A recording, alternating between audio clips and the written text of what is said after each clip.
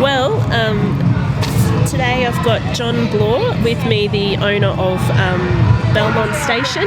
Thanks, John, for your time. And it's Saturday night. We're just a couple of hours away from the finish of the festival. What's this festival been like for you? It's been good so far. We're sort of up to date. We do a lot of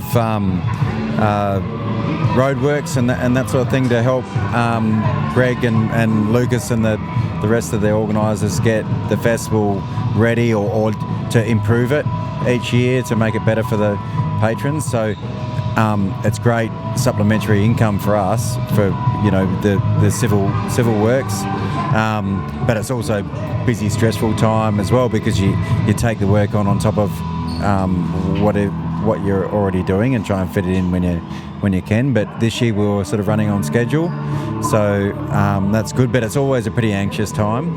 It's always my guts is always pretty wound up when we're leading up to the festival and during the festival. And the only time that you sort of get a bit of relief is when you go out in the mosh pit and watch someone like Furnace and the Fundamentals play, and it's just surreal, and you feel like you're in a completely different place. It feels like a totally alien place to where I've lived my whole life.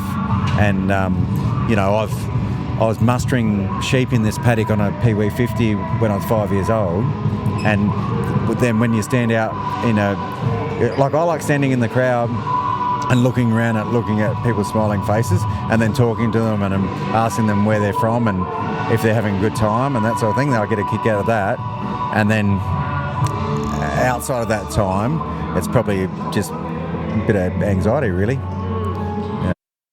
Because this afternoon you haven't been at the festival, you've also been managing goats. Yeah, we've got a goat trading depot, so we had a couple of trucks go out and pick up 2,000 goats this morning and brought them in this afternoon, and we unloaded them about 2 o'clock and drafted and weighed and settled them down on feed and water, and then came back for this interview. So I guess that's what you mean about having to do the festival on top of all your other work. You can't stop, can it? You've got to keep everything going as well. No, that's right. We had a few livestock transport jobs come up at the start of the roll-in week, and so a lot of my staff, it was sort of a few emergency jobs, so a lot of my staff took off on that.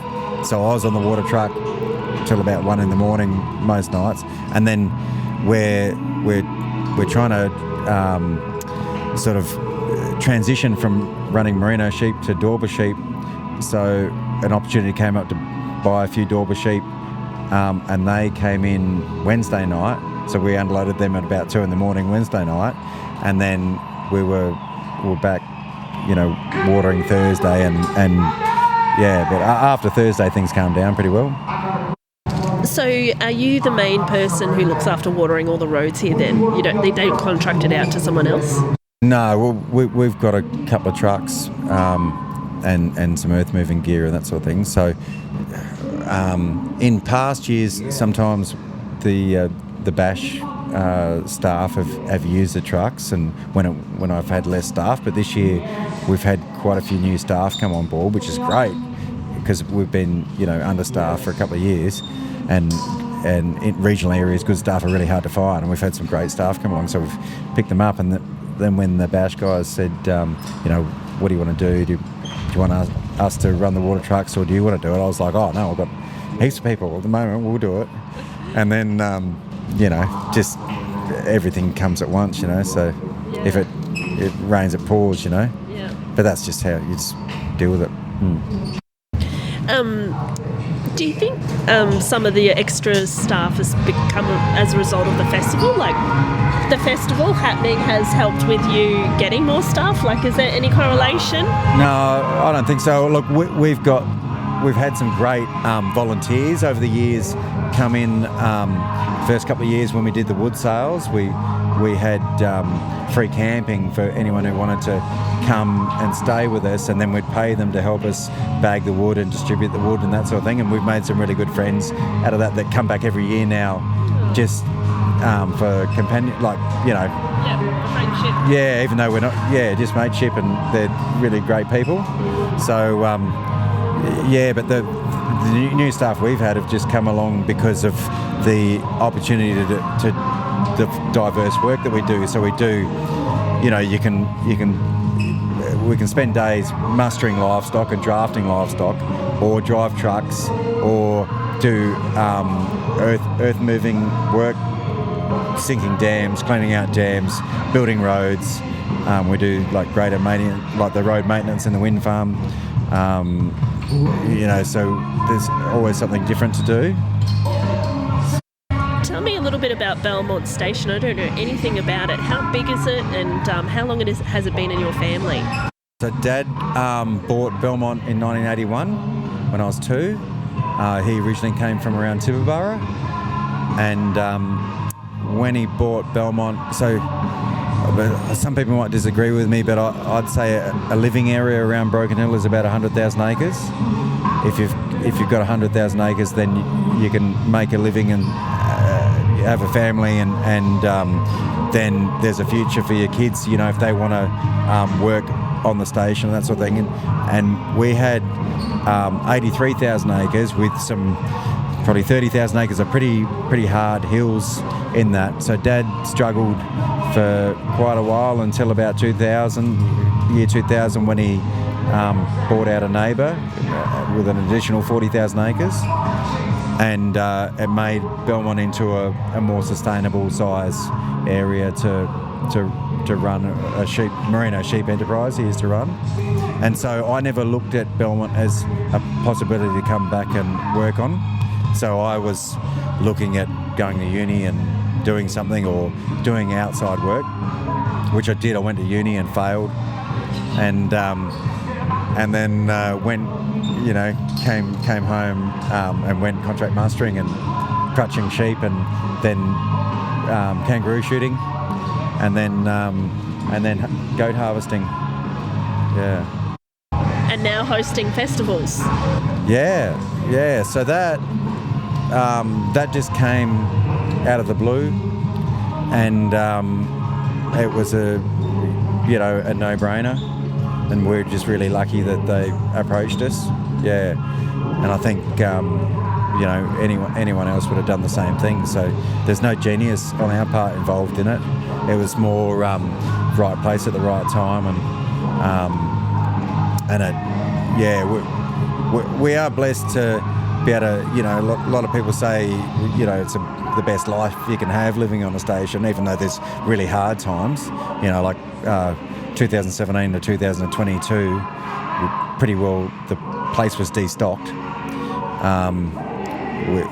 We didn't, you know, make any income from 2017 to 2022 from running a sheep property, but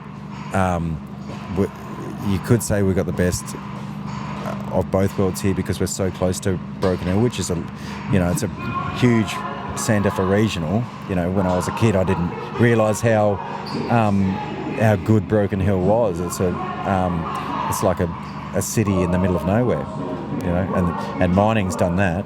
Yeah. So as far as the future of the festival, are they planning to continue this for many years, or what's the latest on it? I don't know. We're 2 years into a 5-year contract. Okay. Yeah. And when we started,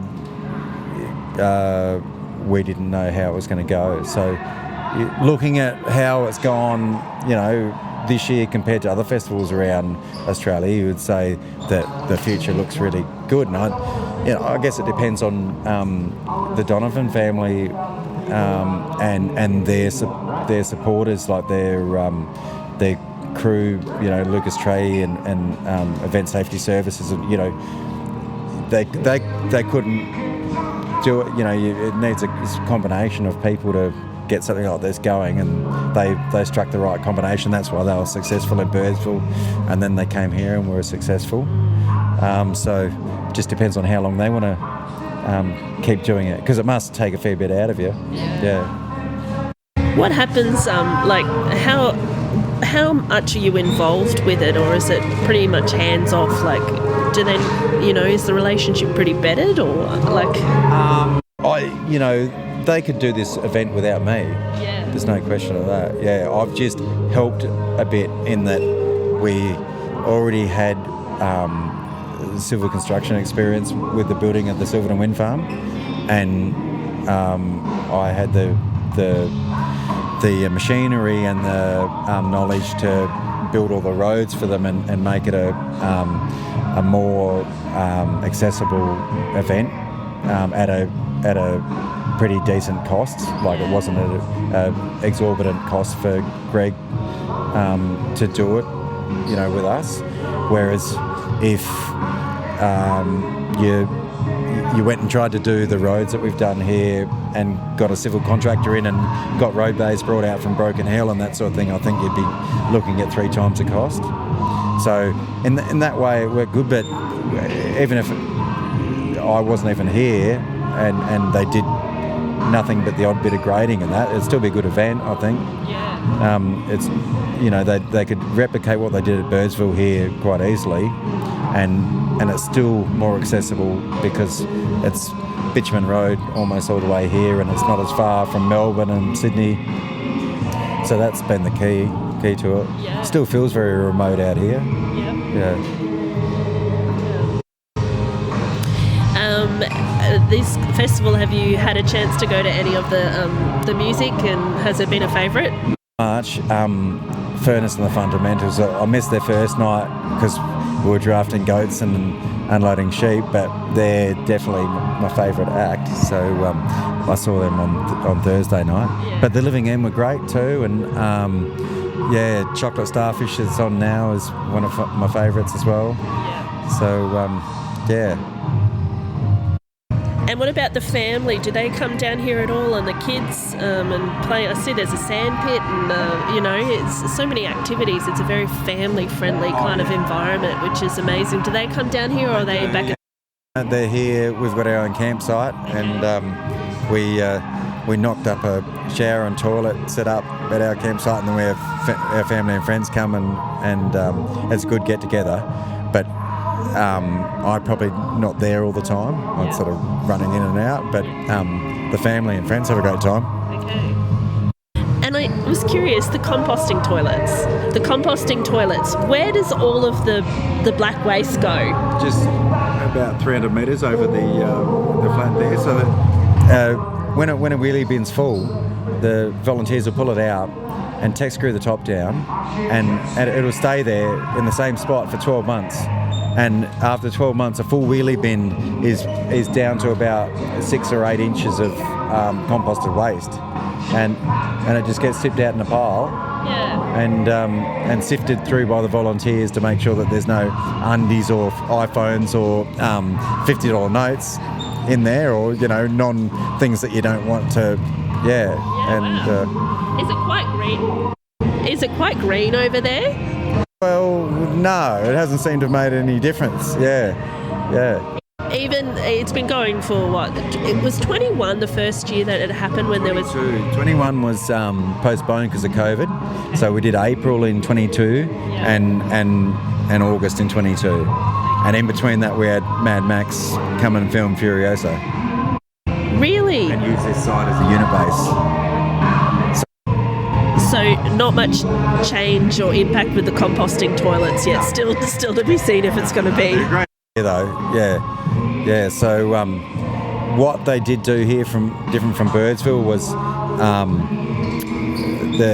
all the wheelie bins are plumbed out into so all the liquid can run out of the bottom of the bins, and it's only solids that stay in there. Yeah. It's pretty. That's the nitty-gritty.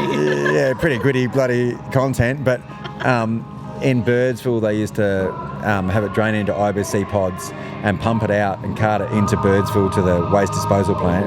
And here we trialled digging realm drains, basically soakage pits, and letting the liquid soak away underground. and which was quite successful. So now all the liquid soaks away underground, and there's no pumping and trying to drive trucks and disperse the liquid anywhere. You know, it's all pretty Another thing that I found really interesting driving in is I see some old kind of like Ford Fiestas, and are they your cars? No, they're the Bash bombs. Yeah, so they've bought those cars for $250 in Broken Hill and that sort of thing, and had their mechanics dolly them up to be runabouts for the volunteers. Yeah, some pretty average looking. I'm pretty sure that all their brakes are quite good, and the engines are running all right, but aesthetically they're pretty rough. Yeah. Recycling. Yeah. Well, that's all I had to ask, John. Thanks so much for your time,